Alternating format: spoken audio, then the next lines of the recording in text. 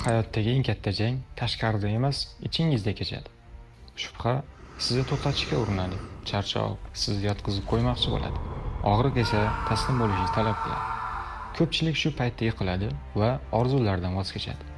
Lekin kimdir bor, yiqilsa ham qayta turadi. Yo'qotsa ham qayta izlaydi. Chunki biladi, tanani yengishi mumkin, rejalar buzilishi mumkin, lekin ruh yiqilmasa, bas inson mag'lub emas. Xo'sh, sizga savol. Sizning ruhingizni cho'ktira olishadimi? Bu jang sen bilan meni o'rtamda bo'ladi. Yo qo'rqitib yubordingmi?